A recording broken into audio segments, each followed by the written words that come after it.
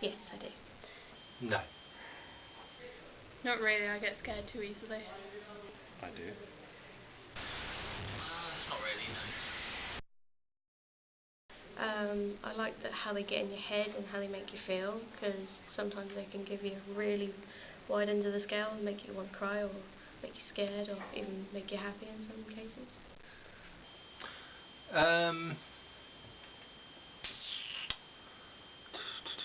I think probably the suspense element of the film would probably be something that would keep me going through the film.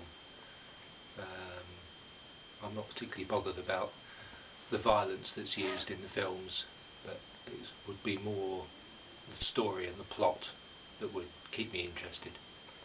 I like the build-up of suspense which is in them, and kind of how they play with your mind, but not so much that you get scared to go to bed at the end of the night. I like the suspense element. I like the way that the stories often have a twist in the plot. I like the fact that the characterization is usually quite good, and they follow archetypes very well. And yeah, the genre itself is just it's nice to get that feeling of exhilaration. Okay. Unlike action films, there's a different type of exhilaration through action films. I like the fact that they've got complicated plots there. You can't really find a lot of psychological thrillers that are the same, so they're quite unconventional all the time, really. And they're just different, really, and I just like them, really.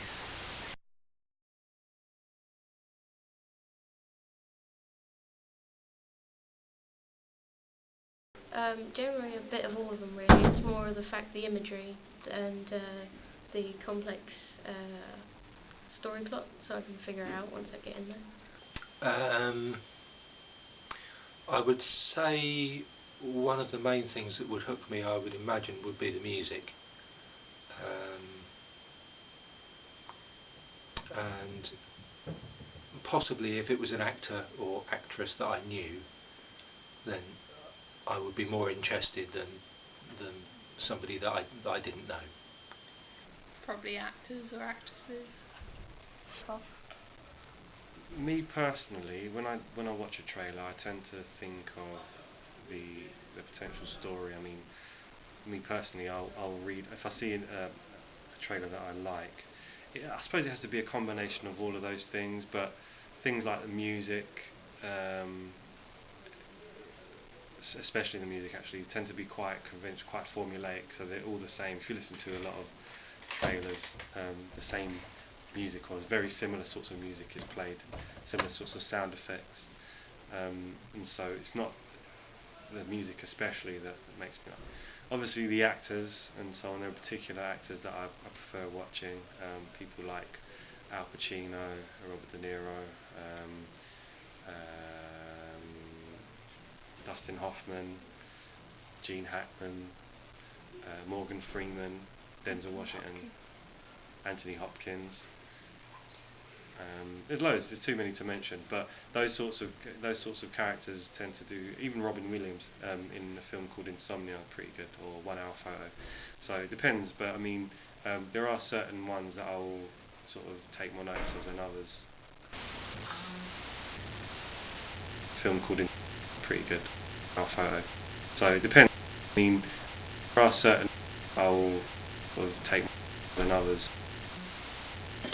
Manchester, a film called pretty good. Somebody in our photo. I didn't know. So it depends. I mean, Manchester, there are certain that somebody I didn't know.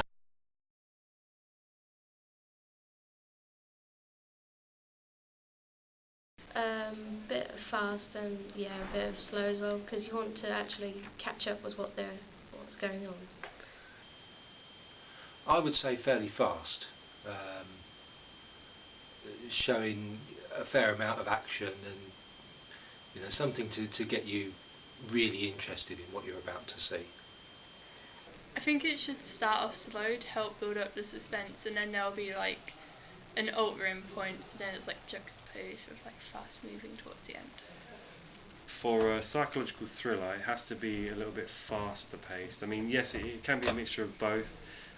For example, the trailer that I can think of, they sort of start off slow in terms of they try and establish a sense of time and place, and then as the trailer progresses, you get to see more of the action sequences, and therefore it's going to be a little bit more faster paced, and it's appropriately paced.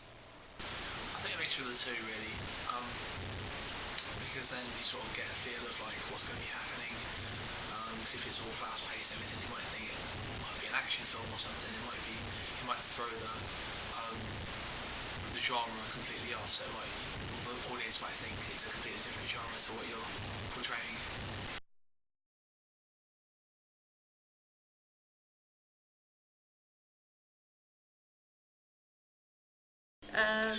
Well, it depends really, because if it's like sort of like a kind of really freaky horror kind of thriller type thing, probably rock would be the best.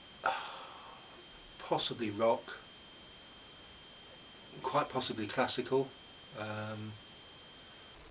It sounds a bit weird, but maybe like a mixture of classical and then like a bit of rock with like all the heavy beating and stuff, or if not, do it without, like just the pure sounds. It depends. It depends on the target audience. I mean, some psychological thrillers are aimed at the more mature audience, in which case it could use a mixture of classical and sort of ambient music, if you like, music that's there for effect. But if it's for perhaps a younger audience, then maybe dance, again mixed with that sort of ambience music, would be maybe some rock as well, particularly when it comes to action sequences and things like that. Classical really, because or classical or